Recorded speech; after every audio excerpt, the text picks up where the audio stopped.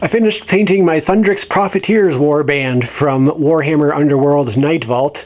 I did talk about them briefly in my previous video about sub-assemblies, but let's take a look at these figures and talk about what I learned from painting them.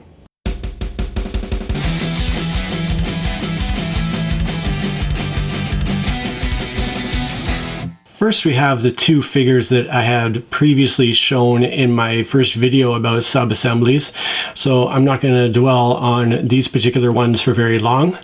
But I did want to say that on the whole, I'm really quite pleased with how easy it was to paint these multi-layered figures using sub-assemblies. It definitely made the painting process much more approachable and manageable from an ease of painting perspective. Now, speaking of being approachable, one thing I did find too was that painting in sub-assemblies made the mental hurdle of painting a complex figure much more approachable.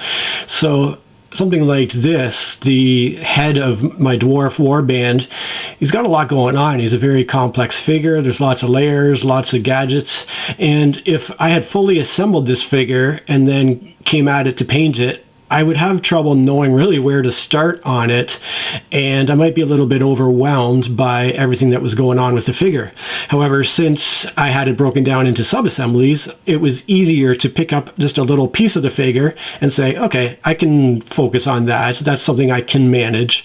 And then when that was done, pick up another piece and go, okay, this is another small part that I can definitely manage. So in that manner, it definitely made the painting process more approachable in terms of the mental hurdle of it as well. I will say that I'm kind of done with painting with metallics for a while. I did buy a bunch of new Vallejo metallic paints for the purposes of painting these steampunk dwarves, and I was quite excited with exploring the metallics, and it certainly was fun, but I'm definitely looking forward to going back to my easier to manage Citadel contrast paints. But meanwhile, the metal parts of these were definitely fun to paint, and it was fun to try the different metallics. I think one of my new favorite colors is this gunmetal blue, this very metallic shiny blue here. I really like that color. Now, one thing I maybe should have done is finished up with a glossy clear coat instead of the matte clear coat that I tend to finish everything with. It's just something that might have brought more shine to the metals on the figure, but I suppose in the future I could always go back and spray a coat of glossy finish over top of them still. Now here's one thing that I really did not enjoy about the process of using the sub-assemblies. It's interesting in that these particular figures are push fit minis, meaning that they're meant to just kind of snap together without the use of glue, and they're a snug enough connection on all the pieces that they will stay together without the assistance of glue.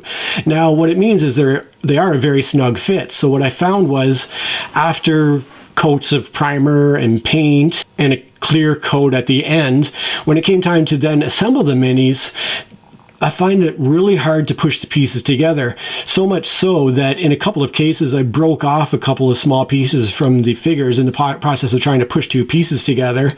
And on this particular mini, I couldn't actually get it to connect all the way. There was one connection that I just couldn't get pushed in all the way. I don't know, yeah, it is on this side here. It's maybe a little tough to see, but in the shoulder there, it doesn't connect fully. There's a bit of a gap left. So I did find that aspect of the sub-assemblies to be a little bit frustrating, the difficulty with which the pieces sort of snap together. And then the only other thing is it's just kind of a pain in the butt to attach each of the pieces to a toothpick that you can then work on and paint on.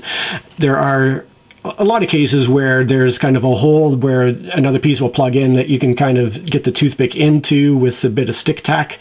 But in some cases I had to super glue the toothpick to the part that I was painting, and that part was a bit of a pain. And so since I'm going to be approaching the Ithari's Guardians next, these kind of spirit elves of the forest, I was thinking about maybe not going with the sub-assemblies as much, since these particular figures are more along the, well, they're kind of half tree, half figure, and they didn't look like they had the sort of multiple layers that these steampunk dwarves had, I thought that maybe it would be easier to assemble most of the figure and do the paint job and not worry about having to attach things to toothpicks and that sort of thing.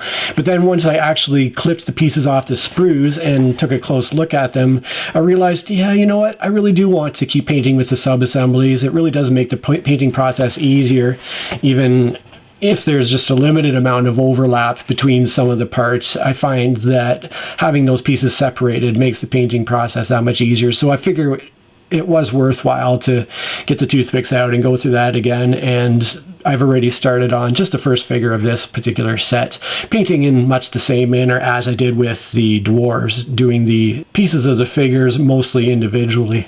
So again, I'll have fun painting up these elves, and once I'm through that process, I'll come back and maybe talk about some more insights that I might have learned along the way.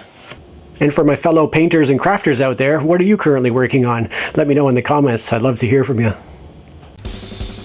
Hey, it's Josh. You know why I'm here. Sometimes you just need that friendly reminder to give a little thumb up, to subscribe to the channel, to share the video with somebody who would enjoy it. Thanks so much for watching. Cheers. And for my